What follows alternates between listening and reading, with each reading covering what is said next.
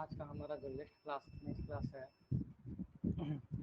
Last class की अगर बात करें तो हमारे क्लास इक्वेशन था।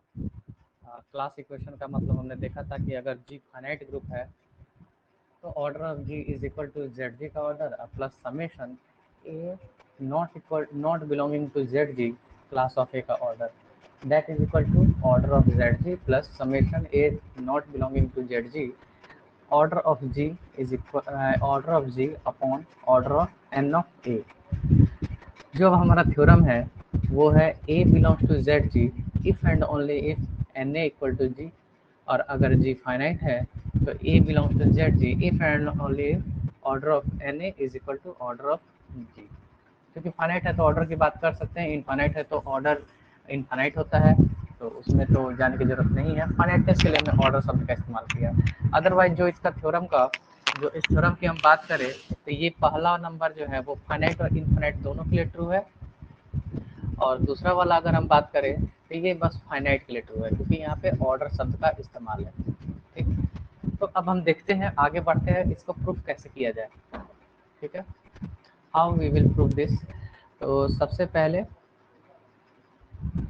फर्स्ट प्रॉपर्टीज को देखें। फर्स्ट प्रूफ तो सेकंड तो अपने आप ही प्रूफ हो जाएगा। फर्स्ट को देखें तो हम मानते हैं कि let a belonging to Z of G. ठीक है, ए अगर जेड जी में है इसका मतलब क्या है, इसका मतलब क्या होता है, ए अगर सेंटर में है तो ए कम्यूट्स विथ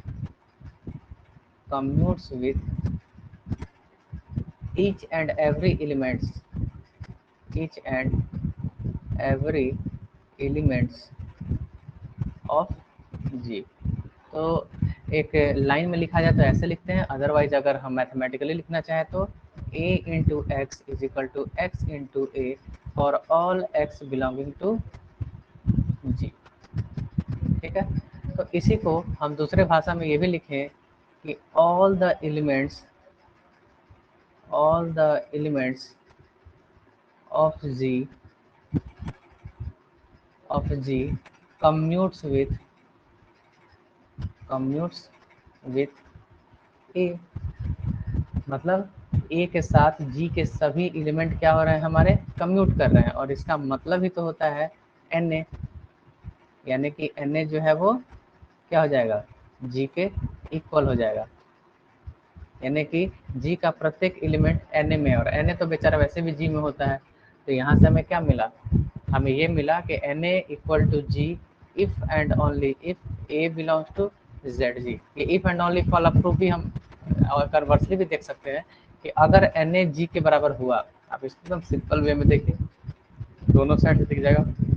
अगर एन ए जी के बराबर हुआ तो सभी जी के एलिमेंट्स ए के साथ कम्यूट करेंगे, यानी अगर सभी जी के एलिमेंट्स ए के साथ कम्यूट कर रहे हैं तो ए सेंटर में होगा, तो आपको सारी चीज़ें अपने आप यहाँ होल्ड हो जा रही है। तो इसका मतलब ए अगर जेड जी में है तो N A is equal to हमेशा जी होगा, यानी ए अगर सेंटर में है इसका मतलब ए के साथ कम्यूट करने वाले जो एलिमेंट्स होंगे वो पूरे के पूरे जी के एलिमेंट्स होंगे। तो आई होप ये क्लियर होगा, बहुत ही छोटा सा सिंपल सा थ्योरम है, लेकिन इसकी यूज़ हमें बहुत ज़्यादा पड़ेगी। तो इस पर हम आगे बढ़ते हैं, इसके यूज़ को कैसे देखा जाए, और ये बहुत ही इम्पोर्टेंट यूज होगा अभी तक के थ्योरम का, ऑनर्स एग्जाम के लिए भी ये इम्पोर्टेंट है। क्वेश्चन थ्योरम क्या है आपका कि let G be a group of order p to the power n where p is a prime number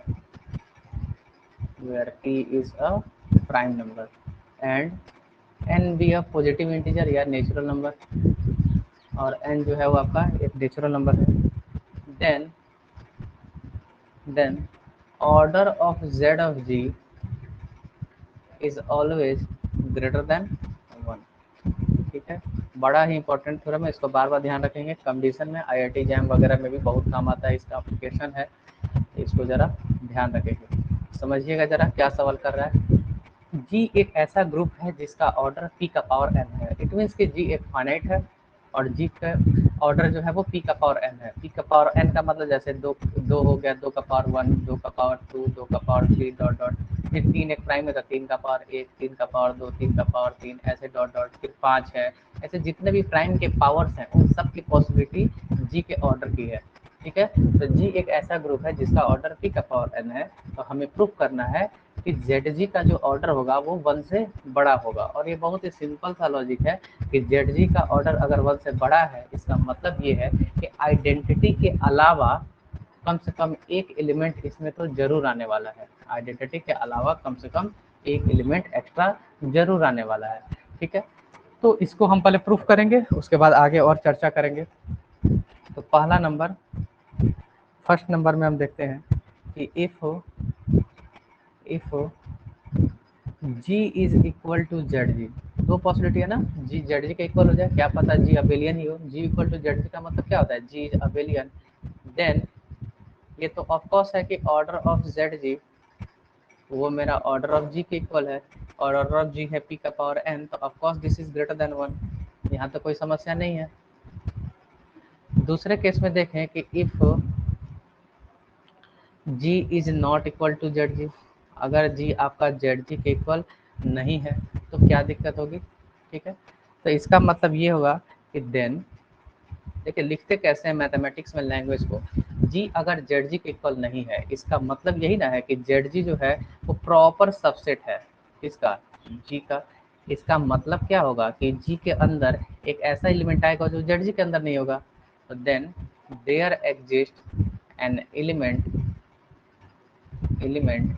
a belongs to g such that a does not belongs to Zg, यानी कि g अगर Zg के equal नहीं है तो कम से कम एक element a जरूर आएगा g के अंदर, इस प्रकार से कि a जो है वो Zg के इक्वल नहीं है।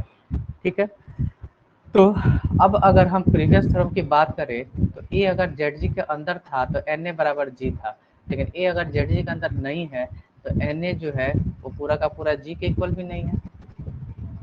ठीक है, ये पूरा का पूरा g के भी इक्वल नहीं है। इसका मतलब and since Na is a, अब चूंकि Na g के इक्वल नहीं है तो ये लिख सकते हैं Na इज अ प्रॉपर सब group of group g। Na जो है वो प्रॉपर सबग्रुप है ग्रुप G का। तो इसका मतलब कि Na का जो ऑर्डर होगा, Na का जो ऑर्डर होगा वो पूर्ण रूप से G के ऑर्डर को डिवाइड करेगा। ऐसा क्यों करेगा, by Lagrange's theorem, by Lagrange's theorem. ठीक है, तो इसका मतलब Na का जो ऑर्डर होगा तो क्या क्या हो सकता है, Na का ऑर्डर जो है वो या तो 1 के टाइप का हो सकता है या फिर p to the power m type का हो सकता है, जहाँ पर m must be less than n होना चाहिए, क्योंकि m अगर n के इक्वल हो गया तो निश्चित है कि भाई Na का ऑर्डर g के ऑर्डर के बराबर हो जाएगा, तब Na आपका प्रॉपर सबग्रुप नहीं होगा। तो Na का ऑर्डर 1 के इक्वल हो गया। ठीक है, तो यहाँ पर जरा हम ध्यान देते हैं, क्या ध्यान दिया जाए। सबसे पहला इंपॉर्टेंट चीज कि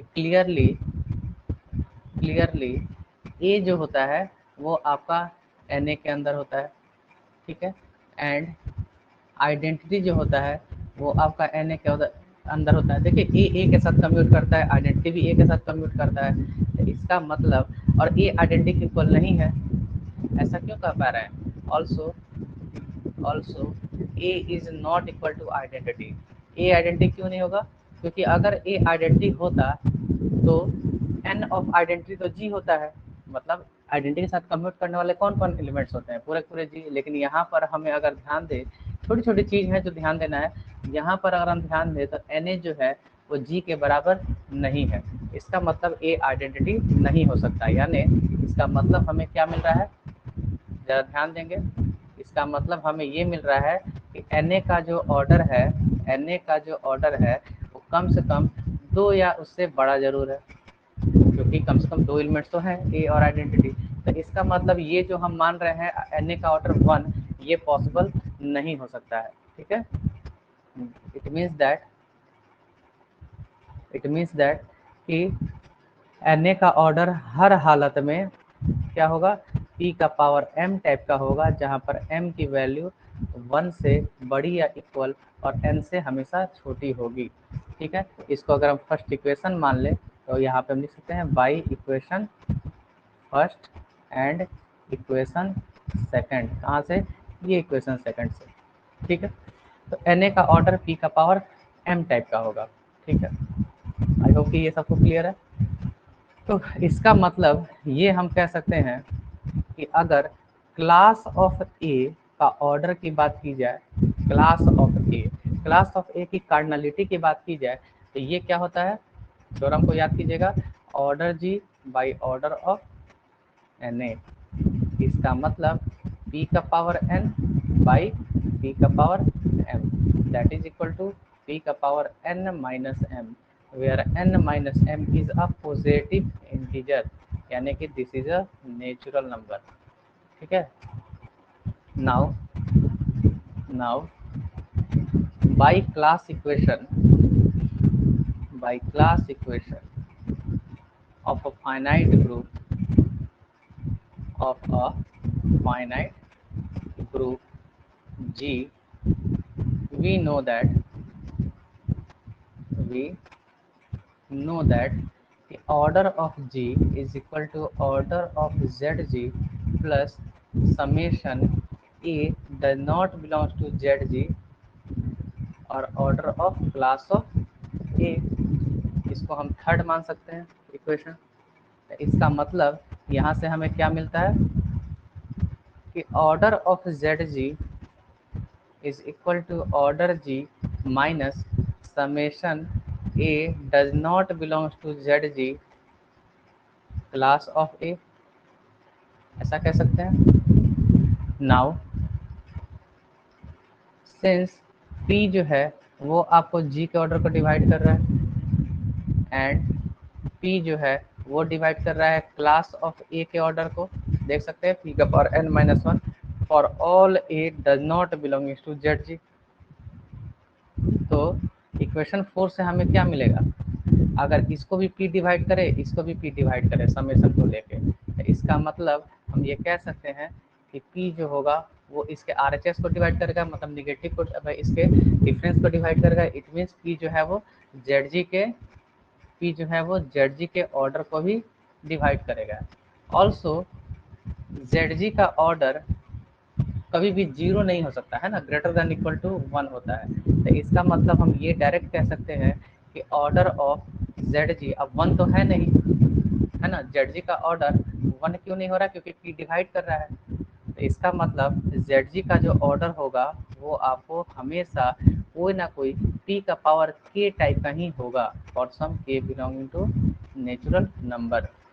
तो यहाँ से हम डायरेक्ट कह सकते हैं कि जेड का जो ऑर्डर है वो हमेशा ग्रेटर देन 1 होगा। और ये बड़ा ही इंपॉर्टेंट थ्योरम है, एक बार हम इसको फिर से रिवाइज करेंगे, सारे प्रोसेस को एक बार और देखेंगे, चीज़ें अच्छे से क्लियर हो जाएंगी। ठीक है, देखिए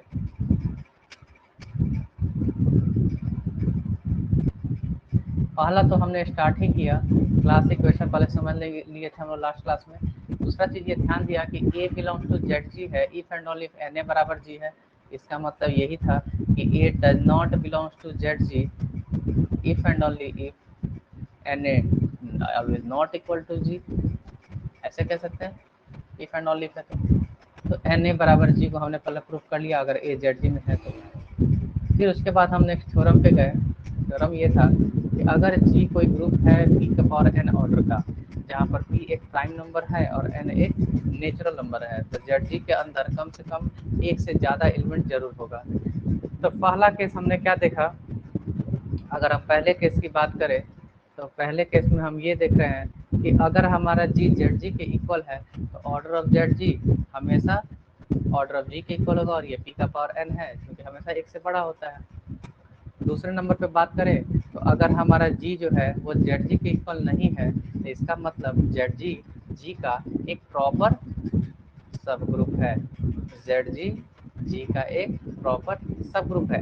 इसका मतलब कि कम से कम एक एलिमेंट ऐसा जरूर आएगा ए जी के अंदर जो कि जेड जी के अंदर नहीं हो, और इसके नहीं होने का मतलब क्या है, एन ए कभी भी जी के इक्वल नहीं होगा। तो इसका मतलब एन ए तो सब ग्रुप होता है, मतलब सेंट्रलाइजर या नॉर्मलाइजर की बात करें तो हम ये जानते हैं कि ये सब ग्रुप होता है, लेकिन यहाँ पर चूंकि जी के इक्वल नहीं है, हम कह सकते हैं कि ये प्रॉपर सब ग्रुप है ग्रुप जी का। और बाई लैग्रेंज थ्योरम, इसका ऑर्डर क्या होगा, पी का पावर एन को डिवाइड करेगा, मतलब जी के ऑर्डर को डिवाइड करेगा, यानी कि एन ए का ऑर्डर या तो 1 हो सकता है या फिर पी का पावर एम हो सकता है, और एम जो है वो एन से छोटा तो है ही और नेचुरल नंबर के अंदर बिलोंग कर रहा है।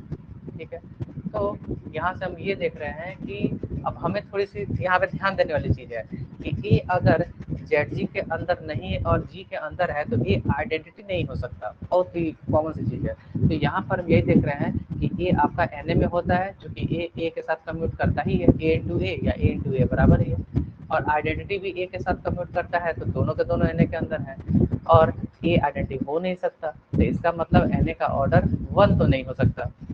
ठीक है, यानी कि 1 से बड़ा होगा। इसका मतलब कि ये जो ऊपर वाली जो पॉसिबिलिटी लिख रहे थे, इसमें से 1 जो है वो नहीं हो सकता है। तो इसका मतलब एन ए का ऑर्डर पी का पावर एम होगा जब ए जेड जी के अंदर नहीं हो तब। तो यहाँ से हमने क्लास ऑफ ए का ऑर्डर देखा, तो ये हमें क्या मिला, पी का पावर एन माइनस एम, और एन और एम कभी इक्वल है नहीं, तो इसका मतलब ये एन माइनस एम जो है वो नेचुरल नंबर है। क्लास ऑफ इक्वेशन अगर हम देखें फाइनाइट ग्रुप का, तो हम जानते हैं कि जी का ऑर्डर जेड जी का ऑर्डर और plus summation of a does not belonging to Z G class of a के इक्वल होता है। तो यहाँ से हमें क्या मिल रहा है कि जेड जी के ऑर्डर को पी डिवाइड कर रहा है, और जेड जी खुद का जेड जी का ऑर्डर खुद जीरो नहीं हो सकता, क्योंकि इसके अंदर कम से कम आइडेंटिटी तो जरूर होता है ना, क्योंकि ये डिफरेंस देखकर मन में ऐसा हो सकता है ना, ये डिफरेंस को अगर आप ध्यान से देखें, ये डिफरेंस में ऐसा हो सकता है कि ये वैल्यू और ये वैल्यू सेम हो जाए तो दोनों जीरो हो जाए, है ना, पी तो फिर भी जीरो को डिवाइड करता है, लेकिन हम ये बोल रहे हैं कि जेड जी में जीरो एलिमेंट्स कभी नहीं होते, कम से कम एक एलिमेंट तो होता ही है, यानी कि पी जो है वो जेड जी को डिवाइड करेगा। इट मीन जेड जी के अंदर जो एलिमेंट्स की संख्या होगी कम से कम पी एलिमेंट्स तो जरूर होंगे, और पी तो प्राइम होता है, इसका मतलब जेड जी का ऑर्डर पी का पावर के टाइप का होगा। ये लैग्रेंज थ्योरम से हम देख लिए, इसका मतलब जेड जी का ऑर्डर 1 से बड़ा होगा। आई होप कि ये सबको क्लियर होगा, और इसी से हम लोग आगे चीज़ों को और अच्छे से प्रूफ कर सकते हैं। तब तक के लिए धन्यवाद।